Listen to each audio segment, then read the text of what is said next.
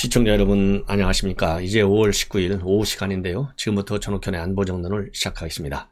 제가 오래간만에 종합적으로 말이죠. 한미 정상회담 이제 21일부터 열립니다. 오늘이 19일이니까요. 내일 오후에 이제 바이든 대통령이 도착을 해요.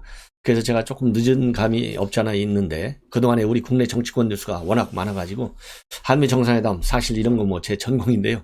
조금 늦었습니다. 여러분들께서 쉽게 이해하실 수 있도록 좀 뭐라 그럴까요?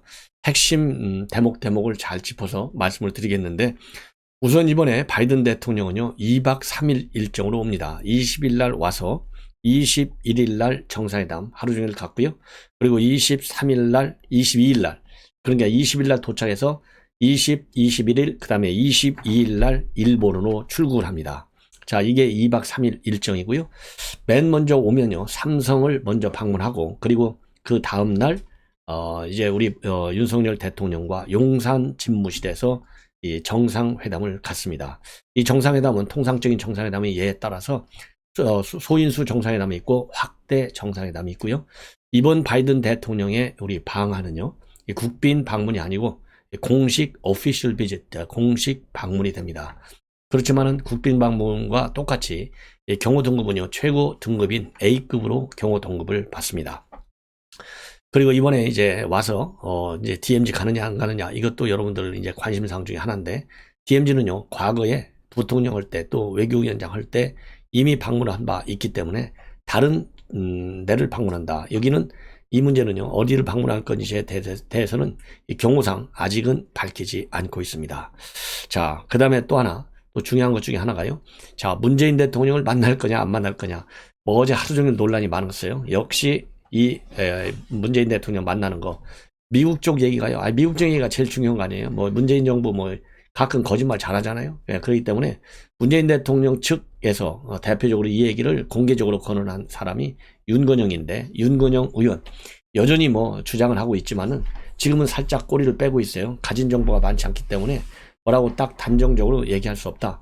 그러나 미국 측 입장이 전혀 들어본 바가 없다예요. 그러니까 뭐 아예 논의조차를 안 한 거예요. 이거 뭐 어디선가 지금 외교부가 됐든 청와대가 됐든 문재인 청와대든 문재인 외교부든 누군가 거짓말을 했을 가능성이 상당히 큰 대목이다. 자, 왜 그러냐면 문재인 대통령을 만나가지고 북한에 특사 보내는 거 아니냐 이런 얘기가 어제 하루 종일 돌아다녔어요. 이거 전부 낭설입니다. 자, 그래서 이번에 이제 DMZ도 안 가고요. 문재인 대통령 안 만나고 그리고 김정은 만나는 얘기 할 거냐 안 할 거냐 이거 얘기 일체 안 한다. 이게 지금 이제 우리 청와대에서 밝힌 내용입니다. 그러면 이번에 와가지고는 뭘 하느냐? 이번 방한의 목적은요. 이제 한미 동맹관계 문재인 정부 5년 내내 시달렸잖아요. 이거 완전히 원상 복귀하는 거예요. 즉 원래의 한미 동맹으로 넘어가는 거예요. 그러면서 이제 업그레이드 시키는 겁니다. 원래 플러스 업그레이드. 자, 그래서 기존의 한미 동맹은 이제 군사 동맹적 성격이 많았고, 그 다음에는 이제 경제 동맹이었잖아요. FTA를 체결하면서. 자, 이번에 윤석열 정부는 포괄적 전략 동맹입니다. 우리가 중국과의 관계는요, 전략적 협력, 동반자 관계. 이렇게 딱 고유명사화 되어 있는 외교 관계인데, 이제는 한미 관계를요, 포괄적 전략 동맹이에요. 이 포괄적이라고 하는 것은 동북아 한반도 차원을 벗어나서 국제 글로벌 이슈를 가지고서 포괄적으로 모든 이슈를 다 다룬다는 겁니다. 안보든 경제든 간에. 그리고 전략동맹. 그야말로 이거는 이제 전략동맹이라고 하는 이 전략의 의미는 여러 가지가 의미가 있죠. 우리가 중요한 얘기할 때 뭐 전략적으로 이런 얘기 쓰잖아요. 그런 것처럼 대북관계 전략 측면에서 본다면 이제 핵 문제와 관련된 이 억지력 제대로 좀 갖추겠다 이런 의미가 많이 담겨져 있는 것이죠. 네. 그래서 기본적으로 이렇게 해서 포괄적 전략 동맹을 강화하는 그런 중요한 모멘텀이 된다. 이런 지금 이런 방향으로 이번 정상회담을 운영한다 라고 하는 것이 청와대가 발표한 얘기입니다. 자, 이렇게 해서 압축해서요 쉽게 여러분들께 정리해 드렸고 요거를 조금 자세하게 말씀을 드리겠는데요. 기본적으로 어제 이 김태효 NSC 1차장이 청와대에서 브리핑을 했습니다. 이 브리핑 내용을 토대로 해서 말씀을 드리겠습니다.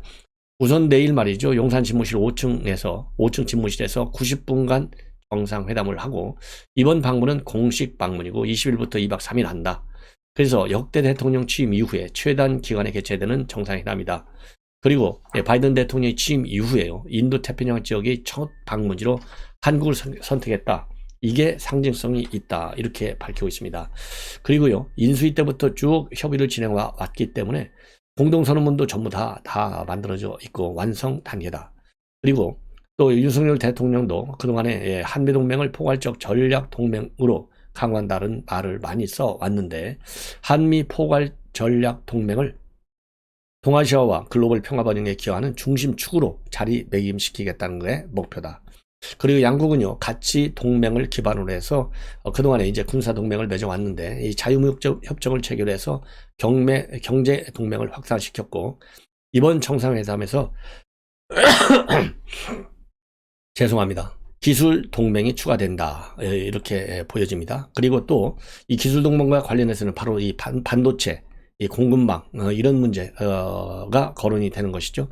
그래서 반도체 설계는 이제 미국이 최강이고 파운드리 제조 공정은 삼성을 포함해서 우리 기업이 인류 기술을 보유하고 있지 않습니까? 그래서 양국이 협력해서 시장을 확대하면 일자리도 생기고 그리고 일거리가 크게 커진다는 것이 양 정상이 가지고 있는 공통의 인식입니다. 특히 반도체 문제와 관련해서 구체적인 논의가 이루어질 것이고 그러면서요 첨단 배터리 그리고 친환경 녹색기술 협력 문제 인공지능 양자기술 우주개발 이런 문제들이 의제에 오를 것으로 보입니다. 자 그리고요 이제 내일 모레죠 21일 날 정상회담이 이루어지는데 오찬 이후에 바이든 대통령은 오찬은 내부에서 합니다. 오찬 이후에 국립현충원 현충담에 헌화하는 것을 시작으로 정상회담 일정이 공식화됩니다. 그래서 오후 1시 30분쯤에는요. 용산 집무실 청사에 도착해서 방명록에 서명을 하고요. 그리고 5층 집무실에서 정상회담을 하는데 이 정상회담은요. 90분 정도 진행될 예정이라고 합니다. 그래서 이 정상회담에서는요. 이 북한 문제 그리고 대북정책, 동아시아 협력 증대 이슈 이런 문제는 소인수 회담에서 다루게 되고 또 이 한미 간의 확실하고도 실효적인 확장 억제력 어떻게 강화할 것인지 이 액션 플랜을 집중적으로 논의할 예정으로 있다. 이렇게 지금 정부가 밝히고 있어요. 그 다음에 박대 정상회담에서는요. 경제안보 협력 이슈 그리고 인도 태평양 영내 협력 어젠다를 비롯한 글로벌 협력 이슈 이런 문제들이 논의될 예정입니다. 그래서요. 이 IPEF라고 하는데요. 인도 태평양 경제 프레임워크입니다. 그래서 인도 태평양 경제 프레임워크 IPEF 이 문제를 여러분들께서 앞으로는 자주 언론에서 보실 것 같아요. 이 문제와 관련해서는 한국이 주도적 역할을 하면서 새로운 기준을 제시하고 다른 나라를 추가로 초대하면서 이 IPEF에서 우리가 국익을 실현하는 방안 이런 거를 논의할 예정이라고 합니다. 그래서 참고적으로요. 일본에서 23일 날 IPEF 출범 선언 정상회의가 열리는데 윤석열 대통령도 화상회의에 참여할 예정으로 되어 있습니다. 그리고요. 또 중요한 의제 중에 하나가 이런 경제안보 문제 말고서도요. 확장 억제 전략 협의체 이걸 어떻게 할 것이냐 이거를 이제 제대로 가동하는 겁니다. 이 확장 억제 전략 협의체는 2016년도 10월에 외교국방 차관급이 참여하는 이 확장 억제 전략 협의체는요. 신설키로 하고 그 해 첫 회의를 12월 달에 열었어요. 근데 그 이후로 이게 유명무실화됐어요. 왜? 문재인 대통령이 이런 거 싫어하니까 김정은이 자각할까 봐서. 그래서 확장 억제라고 하는 것은 여러분들 잘 아시겠지만요. 우리 한국의 핵 공격 위협에 놓일 경우에 미국이 가지고 있는 핵 우산, 그다음에 미사일 방어 체계, 그리고 재래식 무기를 총동원해서 그러니까 재래식 무기와 첨단 핵 문제, 핵 무기까지 총동원해서 미 본토를 보호할 때 쓰는 수준의 억제력을 우리 한국에 제공한다. 이렇게 되어 있어요. 그래서 이 회의가요. 그동안에 두 차례만 약식으로 열렸어요. 그런데 이 핵 확장 억제 전략 협의체 앞으로는 이거를 이제 활성화시키는 겁니다. 그래서 제대로 확장 억제의 실질적 대응 능력을 어떻게 강화할 것이냐 이것이 주로 논의될 예정입니다. 그리고요 이번 20일 날에는 삼성 평택 캠퍼스를 찾을 예정으로 있어요. 그래서 여기에는요 윤석열 대통령도 동행을 하고 근로자들하고도 환담할 예정이다. 그리고 DMZ는 가지 않는다. 이렇게 딱 되어 있고요.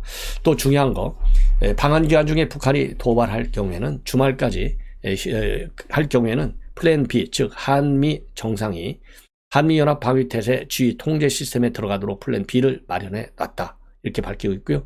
현재 우리가 가지고 있는 정보에 따르면 주말까지는 핵실험 가능성은 상대적으로 낮다. 다만 ICBM 발사 준비는 임박했다.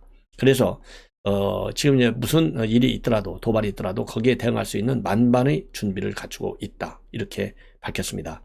그리고 코로나 지원 문제와 관련해서는요, 북한이 일단 대답이 없기 때문에 지금 구체적으로 코로나 지원, 대북 지원 문제 구체적으로 논의를 하기는 상당히 어렵지 않겠느냐, 이러한 전망을 하고 있습니다.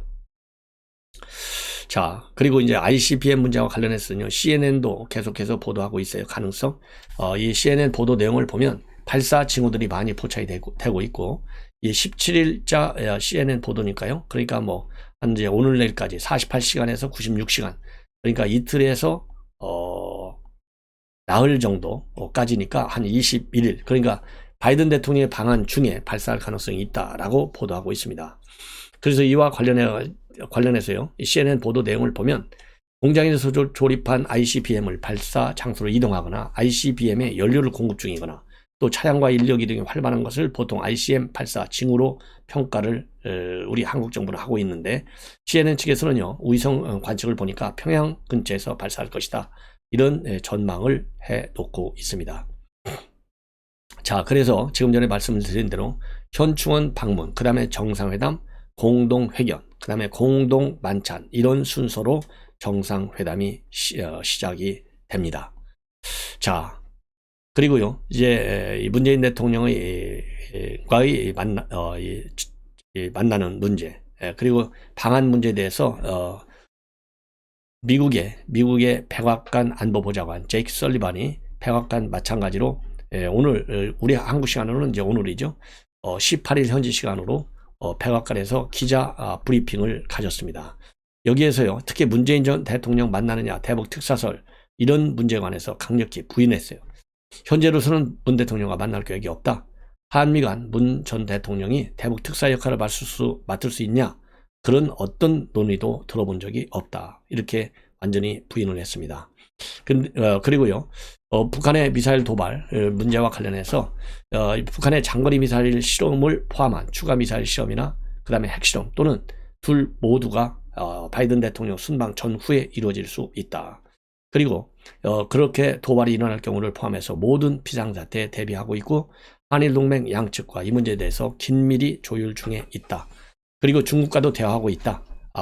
오늘 중국 파트너인 양제쯔 공산당 정치구원과 논의했다고 밝히고 있습니다. 그리고 또 동맹에게 충분한 방위와 억지를 제공하고 있다는 점을 확산시키는 데 필요한 군사적 대비태세도 조정할 준비가 돼 있고, 어떤 도발에도 대응하고 있다, 이렇게 밝혔습니다. 그리고 또 DMZ 방문하지 않는다라는 것을 다시 한번 확인했습니다. 자, 그리고요, 이제 탁현민 비서관, 여전히 탁현민 비서관도요, 이달 초에 라디오 나와서 퇴임하고 얼마 안 있다가 바이든 대통령이 만나자고 이미 얘기가 왔다. 바이든 대통령이 먼저 요청한 거다. 요청이 들어왔기 때문에 지금 장소와 형태를 검토하고 있다. 이달 초에 탁현민 비서관이 그렇게 얘기했어요. 그러면서 이게 이제 언론에 나왔고, 대대적으로, 그 다음에 정세현 전 통일부 장관도 가능성을 강력하게 밝혔습니다. 언론 인터뷰를 통해서. 그러다 보니까 이게 전면에 등장하게 됐는데요. 자, 윤건영 의원 조금 전에 MBC 라디오에 나와가지고 미국 측이 문 대통령에게 만남을 제의한 것은 사실이다, 이렇게 밝히면서 지금으로서는 예정된 면담이 없다. 지금 백악관이 예정된 면담이 없다, 이렇게 밝혔는데, 이와 관련해서는요, 바이든 대통령이 보자고 연락해 온 것은 분명한 사실이고, 백악관에서 계획이 없다고 이야기한 것도 사실인 것 같은데, 분명한 것은 문재인 대통령은 가만히 있었다는 점이다. 이 얘기는 결국 뭡니까? 우리는 아무 잘못 없어, 이 얘기예요. 그러니까 괜히 우리가 떠벌렸다, 뭐 가짜뉴스를 말했다, 이렇게 비판하지 말라는 얘기나 마찬가지예요. 자, 그러면서 이 백악관이 안 만나다고 한 이유, 여기에 대해서는 가진 정보가 완벽하지 않아서 조심스럽다, 이런 입장을 내놨습니다. 자, 그리고요.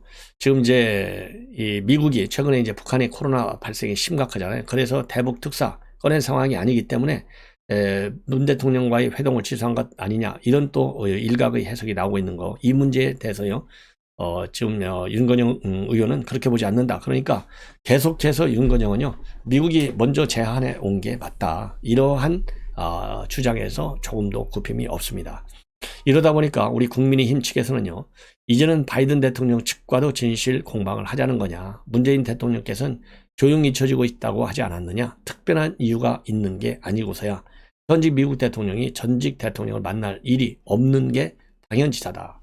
아이들 인맥 자랑하는 것도 아니고 왜 불필요한 논란을 만드시는지 참 남사스럽다. 이러한 비판문을 내놨습니다. 자, 제가 보기에는요, 이거 뭐 구체적인 정보가 없어서 저도 단정적으로 말씀드릴 수는 없겠지만, 제 과거에 이런 경험에 비추어 보면 통상적으로 이제 전직 대통령 그야말로 떠난 지도 며칠 되지도 않잖아요. 그렇기 때문에 그냥 한번 만나보자, 이렇게 만나보는 것 자체가 무슨 문제가 있거나, 그 다음에 또 특별히 문재인 대통령을 배려한다거나 이런 외교적 그런 중요성은 전혀 없다. 통상적으로 얼마든지 만날 수 있어요. 통상적으로. 예. 뭐 전직 대통령 다 누구든지 만날 수 있지 않습니까? 그게 뭐 외국 정상회담에서 얼마든지 있을 수 있는 일입니다. 그러나 문제는 바로 뭐냐? 문제는 특사를 보낸다라는 얘기 때문에 그래요. 특사를 보낸다. 이 얘기 때문에 문재인 대통령을 만나냐 안 만나냐가 언론의 관심으로 크게 떠올랐어요.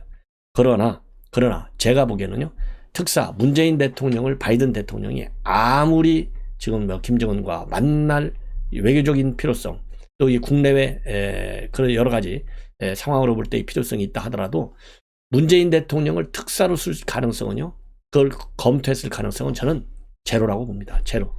제가 한번 여러분께 간략히 언급해 드렸지만요, 문재인 대통령의 대북 정책 시각 전략하고 바이든 대통령의 시각하고 완전히 달라요. 그러면 특사로 보낸다는 얘기는요, 뭔가 큰 정책의 공통점 플러스 대통령 당사자의 신뢰, 그리고 특사로 보냈을 때 어떤 기대 성과, 최소한도 3박자가 꼭 필요한 저는 조건이라고 봐요. 충분한 조건은 아니지만 이 3박자 필요 조건이 어느 하나도 문재인 대통령으로는 성립이 안 돼. 그리고 미국이 특사를 보내는 것은요, 윤석열 대통령의 생각이에요. 만약에 바이든 대통령이 특사를 보내겠다 그러면은, 아니 문재인 대통령을 쓰겠어요? 그러면 윤석열 정부에 대한 외교적인 큰 결례인 거죠. 그런 측면에서도. 그리고 미국이 말이죠, 미국 전현직 대통령 국무장관 널려 있는데 문재인 대통령 같은 사람을 쓰겠어요? 삶은 소대가리가 지나가다 웃는다고 비판받는 사람을, 그리고 수석 대변이라고 비판받는 사람을, 그러면 바이든 대통령 국내에서 표를 다 잃어버려요. 지금 바이든 대통령도 차기를 노리는 사람인데 이렇게 어리석은 수를 쓰겠느냐? 절대적으로. 그래서 미국 자체적으로 미국 대통령을 쓸 가치 제로가 아니라요, 그건 마이너스. 아예 그 상상도 할 수 없는 거야. 그러면 윤석열 대통령한테 한번 문재인 대통령 특사를 한번 써봐, 돌파구 마련해야 되잖아. 이거 말 꺼내는 것 자체가 외교적으로 엄청난 결례입니다. 있을 수가 없는 일이에요. 그래서 이거는 청와대에서 어떤 경우이든 간에 내부적으로 야, 이거 바이든 대통령 오잖아, 그러면 내가 한번 특사로 가는 게 어때? 이런 얘기 한번 타진해 볼까? 미리 한번, 왜냐면 5월 9일 날 떠났잖아요. 근데 탁현민이 얘기한 게 5월 초순이잖아요. 그러니까 우리 내부적으로 한번 검토해 볼까? 이 정도 수순의 이 대화, 이 검토 사항에 쓸 가능성은 있는데, 이거를 갖다가 마치 바이든이 오면 문재인 대통령을 특사로 보내려고 만나는 것처럼 과장 부풀려서 언론 플레이를 한 것이 아니겠느냐. 그래서 반응을 한번 띄워보는 거죠. 그 다음에 또 하나는 6월 1일 지방선거 있잖아요. 그러니까 윤석열 정부는 지금 남북 간의 화해, 그 다음에 평화, 이런 거 얘기할 지금 분위기가 안 돼. 내가 그래도 이 한반도 평화는 내가 키를 가지고 있어. 그래서 친문 지지층들 결속력을 높이는 하나의 자극제로 쓰려고 하는 얄팍한 국내 정치적 계산도 깔려 있을 수 있다. 이렇게 저는 판단을 합니다. 자, 시청자 여러분, 이렇게 해서요, 이 한미 정상회담과 관련된 뉴스를 말씀을 드렸고, 앞으로 이 한미 정상과 관련된 뉴스는요, 독립적으로 여러분들께 계속해서 보도해 드리도록 하겠습니다. 자, 그리고요, 이제 윤석열 정부에서 2022년 국방백서에 한국형 삼축 체계다라는 말을요, 이 말 자체가 문재인 정부에서 못 쓰게 해놨잖아요. 북한 자극한다고. 한국형 삼축체계가 뭡니까? 이 킬체인, 그 다음에 미사일 방어체계, 한국형 미사일 방어체계 KAMD, 그 다음에 대량 응징 보복 KMPR, 이 용어를 그대로 쓰겠다라는 입장을 이종섭 장관이 밝혔어요. 이게 바로 이제 오늘 밝혔는데, 오늘 밝혔다는 얘기는 뭡니까? 아까도 제가 모두에도 말씀드렸지만은 지금 이제 확장 억제, 한미 간에 그동안에 사실상 사문화된 확장 억제 전략 협의체, 이거를 활성화시킨다고 그랬잖아요. 이 활성화시킬 의지, 능력, 준비 다 되어 있다. 그래서 북한에 대해서, 북한이 지금 이제 ICBM이든 핵실험 도발을 하려고 하잖아요. 꼼짝 마. 이거를 갖다가 지금 시그널을 주는 거예요. 그래서 윤석열 대통령이 그동안에 뭐라고 그랬어요? 윤석열 대통령 선제 타격도 하겠다 그렇게 얘기했잖아요. 그 의지의 일환으로 함부로 도발하지 말라. 대단한 대북 경고입니다. 그리고 미국에서는요, 요즘 북한 경고 차원에서 계속해서 정찰기를, 첨단 정찰기를 한반도 상황에 띄우고 있다는 점, 호브라보를 비롯해서 이런 점도 여러분께 추가적으로 말씀을 드립니다. 시청자 여러분들의 많은 시청 당부드리겠습니다. 대단히 고맙습니다.